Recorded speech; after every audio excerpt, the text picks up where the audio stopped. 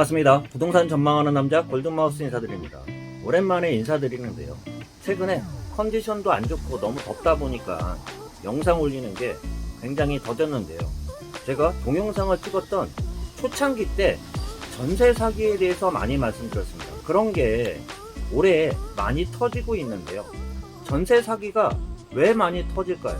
주변에 시세를 잘 알지 못하는 신축 빌라 같은 경우가 특히 전세 사기의 표적이 되고 있기도 한데요. 아파트 같은 경우는 전세나 매매가 같은 경우가 플랫폼에 조금만 검색하셔도 금액들을 잘 알 수 있는데요. 그와 반대로 신축 분양 빌라 같은 경우 중에 교통이 좀 외진데 같은 경우는 사례들이 별로 없기 때문에 전세 사례나 매매 사례나 전세를 찾아도 굉장히 그 사례들이 적다 보니까 시세를 잘 알기 어려운 경우들이 대부분 있습니다. 그랬을 때 신축 분양을 하면서요, 분양 대행이라고 하죠. 분양 대행사나 그 가담한 공인중개사 같은 경우도 요새 처벌들을 많이 받는데요. 먼저 사기 유형들을 보면 대표적으로 제가 초창기 때 말했던 그러한 유형들이 최근에 많이 밝혀지고 있습니다. 어떻게 하냐면 전세를 놓기 전에 먼저 바지 사장을 먼저 선임해 놓습니다. 그런 상태에서 그런 다음에 전세가 대비 매매가에 육박하는 그런 가격대들로 전세를 먼저 놓습니다. 그러면서 그 유혹을 한다고 했죠. 뭐 옵션을 넣어준다던가, 신규 분양 주택이다 보니까 빌라라고 해도 그 상태는 깔끔할 거 아니에요. 그 상태에서 옵션을 넣어준다고 이야기를 합니다. 옵션을 넣어주고 가구들도 배치를 시켜주고 그런 옵션들로 그 처음에 들어가는 사람들한테 유리한 조건들을 제시를 하면서 단지 매매가에 육박하는 그러한 금액으로 전세 계약서를 작성을 합니다. 그 후에요, 잔금을 치를 때 바지 사장하라고 얘기 드렸죠. 그분한테 바로 넘겨버려요. 넘겨버렸을 때 특징 중에 하나가 바지 사장 같은 경우는 나중에 추후에 문제가 됐을 때 연락을 하면 연락 두절이 되면서 연락이 안 되는 경우들이 많이 있습니다. 또한 어떠한 경우들 같은 경우는 근저당권이 설정 안 되면은 안전하다고 생각할 수 있는데요. 그렇지만 그것도 시세 대비해서 적정 가격에 계약을 해야지 나중에 전세 보증금을 반환받기 편할 텐데요. 시세 대비 문제가 없다고 해도 시세가 워낙 매매가 대비 높게 책정을 하면서 전세 계약을 했기 때문에 지금 현재 다시 전세 입자를 구하려고 그러면 구해지지가 않을 거예요.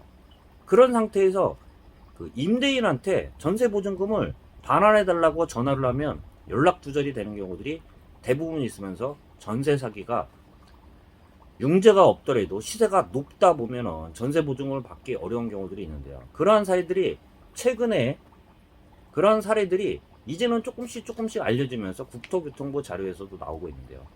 한번 말씀드려보면, 잠깐 일례를 말씀드려보면, 공인중개사 A는 2019년서부터 20년까지 2년간 총 17건, 건수로 말하면 전세 계약을 그만큼 할 수는 있어요.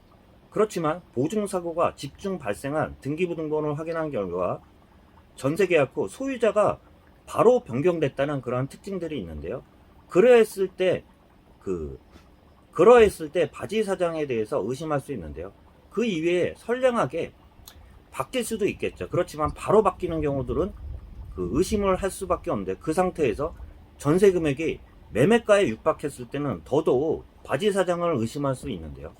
변경당 소유자는 또한 다른 지역에서 전세 보증금 미반환 사례가 다수 발생한 바지 임대인 2,400명 조직 등으로 확인되면서 바지 임대인 보증금 미반환 전세 사기 가담 의심에 대해서도 지금 그 사례도로 말씀드리고 있습니다. 거기다가 더불어서 이야기 드리면, 전세 사기를 가담한 그 공인중개사 같은 경우도 분양 대행사와 끼고 초과 수수료를 받는 경우들이 많이 있는데요. 그 초과 수수료를 그 일부 챙기려고 하다가 나중에 그 사건 사고가 발생했을 때는 수사 의뢰까지 들어가면서 공인중개사도 당연히 처벌을 받을 수 있습니다. 전세 계약서를 그 작성하는 방법에 대해서도 말씀드렸는데, 다시 말씀드려보면 주변 시세를 잘 알아야 됩니다. 당연히 주변 시세를 알고 그 시세에 맞게끔 전세 계약을 해야 되고요. 근저당권이 하나도 설정되지 않으면 안전한 게 통상이지만, 그렇지만 그것도 그 시세에 대비해서 비슷한 가격의 그 전세계약서를 해이지 안전하지, 매매가에 육박하거나 초과되게 전세계약서를 작성을 하면 나중에 돌려받았을 때 주인들이 바지 사장이라는 경우에는 잠수를 타서 연락이 안 되면서 발을 동동 굴르면서 그 피해가 속출하고 있는 그러한 상황이라고 할 수 있습니다.